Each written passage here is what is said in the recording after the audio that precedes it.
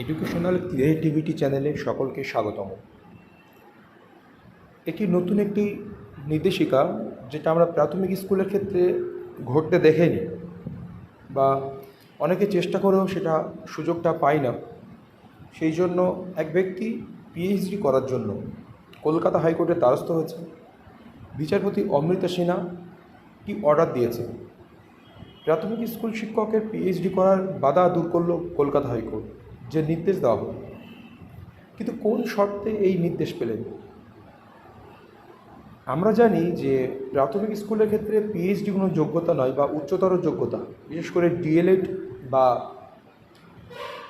Graduation করার জন্য প্রাথমিক পশ্চাৎ প্রাথমিক চাকরির নিয়ে কোনো ছাড় দেওয়া হয় না। কারণ এই কোর্সগুলো বা এই উচ্চতর শিক্ষার যে কোর্সগুলো প্রাথমিক শিক্ষার ক্ষেত্রে কোনো প্রয়োজন নেই, সেই জন্য সেই ছাড় দেওয়া হয় না। কিন্তু কলকাতা হাইকোর্টে এমন একটি রায় আজ দিলেন বিচারপতি অমৃতা সিনহা।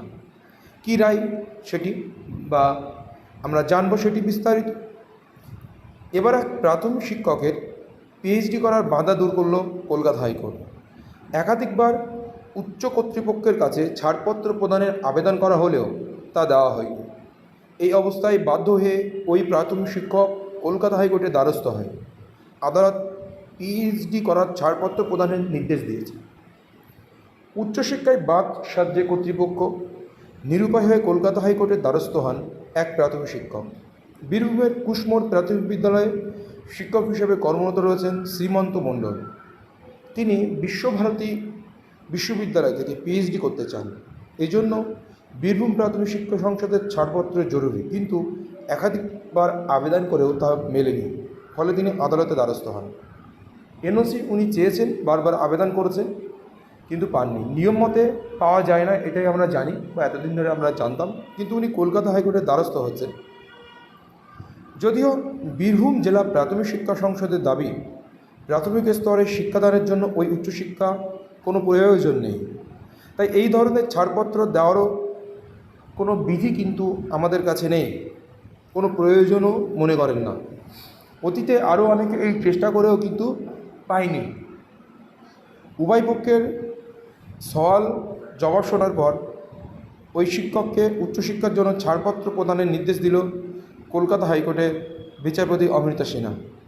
স্কুলে পাঠদানে কোনো বিঘ্ন না ঘটার শর্তে সোমবার ওই ছাড়পত্র প্রদানের নির্দেশ দিয়েছেন বিচারপতি অমৃতা সিনহা। কিন্তু পিএইচডি করবেন, কিন্তু স্কুলের পাঠদানের কোনো বিঘ্ন ঘটাবেন না, এটা কিভাবে সম্ভব হতে পারে? এটা নিয়ে গভীর প্রশ্ন থেকে যাচ্ছে। আমরা বিস্তারিত অর্ডার আপলোড হলে আমি অর্ডার দিয়ে দেবো, আপনারা সেটা দেখে নেবেন। তাহলে কেউ যদি বিএড করার ছাড়পত্র পেয়ে থাকে, পিএইচডি করার, তাহলে বিএড বা অন্য কোনো কোর্স করার জন্য কেন ছাড়পত্র পাওয়া যাবে না? এই নিয়ে কিন্তু প্রশ্নই থেকে যাচ্ছে। অর্ডার আসলে আমরা কিন্তু এর বিস্তারিত জানতে পারবো যে কী উদ্দেশ্যে, কোন ছাড়পত্রে বা কোন শর্তে ওনাকে ছাড় দেওয়া হচ্ছে যে প্রাথমিক স্কুলে চাকরি করা সত্ত্বেও পিএইচডি করতে পারবে। সঙ্গে থাকবেন। অবশ্যই অর্ডার এলে আমি অর্ডার বিস্তারিত আপনাদেরকে জানাবো এবং আমার টেলিগ্রাম গ্রুপে অবশ্যই দিয়ে দেবো। ধন্যবাদ।